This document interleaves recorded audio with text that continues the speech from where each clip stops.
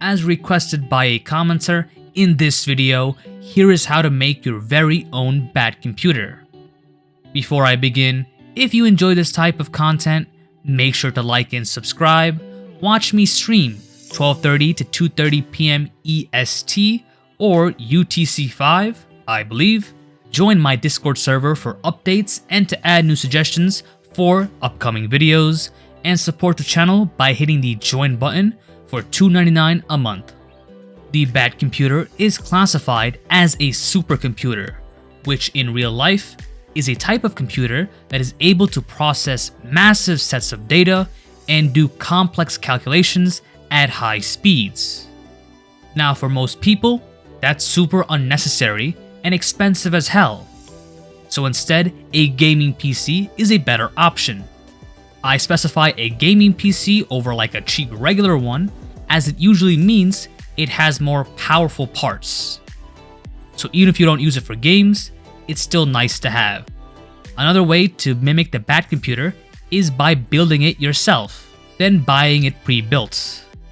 It usually seems to be cheaper to buy the individual components, preferably at like sales, like Black Friday, than buying a pre-built one, and it makes you feel more like Batman as he built the computer too by himself. And it can also teach you how the computer works in terms of hardware. Also, as a plus, try and get a second monitor if it fits your budget to mimic the Batcomputer's multi-screen capabilities. Now, some aesthetic choices, which is to give the whole computer a Batman-like vibe. For example, a black case for the computer itself, maybe with some RGB lights, black monitors, a dark-themed wallpaper, and even going as far as downloading a browser different from Chrome, like for example Opera GX, which I personally feel reminds me of the Batman's dark styles. But again, it's not necessary.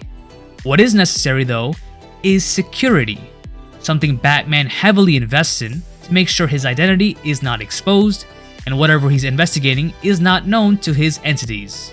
In fact, the concept of security becomes a big part in Batman the Telltale series, the first one, where the Penguin is able to take advantage of his CEO position at Wayne Enterprises to use the backdoor built by Lucius Fox into Wayne Tech, gathering key information about the city itself, and control over a variety of Wayne Tech devices, including Bat Tech.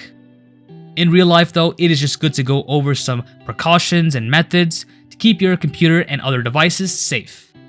As for what to do, some basic things include not clicking on random URLs, links, files, documents, etc., especially ones from unknown sources.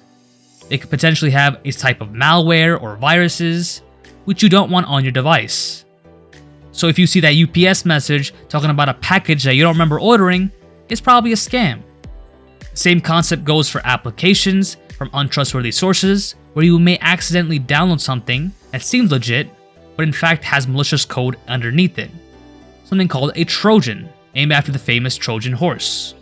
Also, when going to websites, make sure they're the legit ones and not ones that look similar to the real one, as it may be a tactic to harvest potential credentials from you, like passwords and usernames. Speaking of passwords, make sure to have good passwords that are complex and different. Don't reuse passwords or use common passwords in the many accounts you may have, and it might be nice to get a password manager. You can have a physical one, which is basically like a book or some place to store it, but it's kind of tedious. Instead, a digital password manager, such as from NordVPN, may be useful, where from what I understand, they save your passwords and allow you to use it on autofill, but it's still protected. However, for the latter, you do have to pay for. Speaking of NordVPN, you want a VPN. Doesn't have to be Nord though, it can be any. What a VPN does is that it encrypts your personal data via a point-to-point tunnel according to azure.microsoft.com. There are a couple of ones that you may have heard of, like Nord or ExpressVPN, but to really fit the Batman vibe, something like Mullvad VPN may be a better fit. The reason being is that they have a more rigorous security in terms of only using an account number as opposed to connecting your Gmail to log in, accepting anonymous payment methods like Bitcoin, making it harder to trace, and a change they made to no longer allow reoccurring subscriptions to decrease the amount of personal data that they store. Such precautions would be right in line with someone like Batman who's super paranoid. The next step is configuring the PC to be more like the Batcomputer in terms of usage. When looking at what the computer does, it varies. It includes but are not limited to being a filing system for, I believe, criminals, supervillains, potential suspects, heroes, third parties, etc., access to a variety of large databases, from Batman's very own one to like the police, the FBI, NSA, and more. The ability to scan items, use an AI. To mimic some of this, the first would be having live news when you turn your computer on. You can just set up a couple of browsers with a variety of different news channels or news websites. And in the case of Opera GX, something cool about it is that when you load it up, it saves all the previous tabs unless you specifically delete them. So you can have a couple of those news channels up there, making sure to round it out so that you're not too biased on one aspect. Also, for more local news, try your local gazette or newspaper along with the Citizen app or its web browser, or something like Neighbors by Ring, which can give you information that may not be available on the larger news websites or even local ones.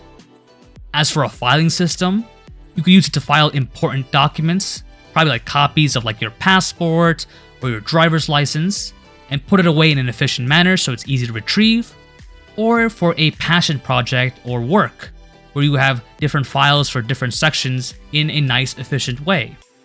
You can also use it to journal, with journaling having a variety of benefits, and you see Robert Pattinson's Batman do that exact thing with pen and paper.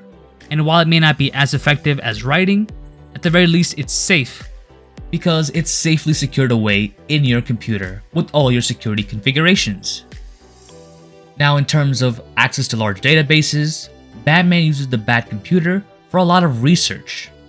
And there is no specific place to go for it. You can look up popular databases, like for example, if you wanted to know about computer vulnerabilities, you would go to the National Vulnerability Database.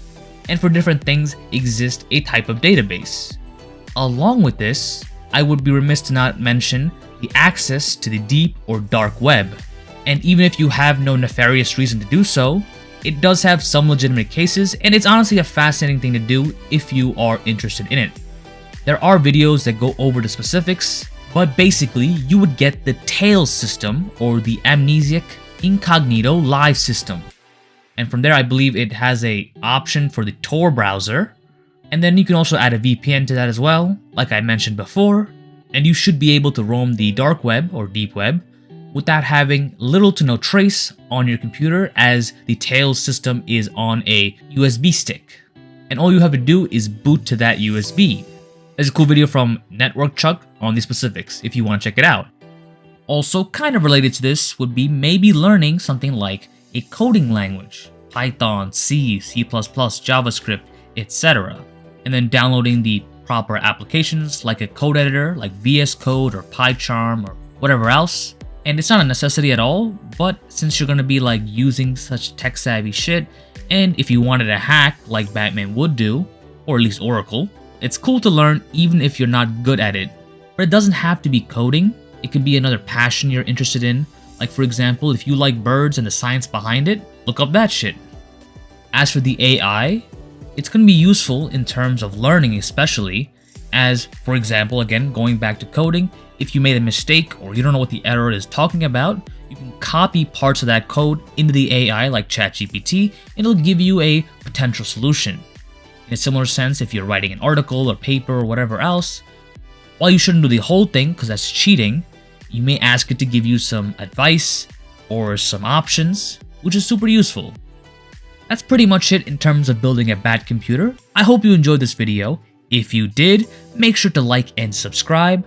Watch me stream Tuesdays to Thursdays, 12:30 p.m. to 2:30 p.m. EST or UTC5. Join my Discord server for updates and to add suggestions for new videos, and hit the join button for $2.99 a month to become a member.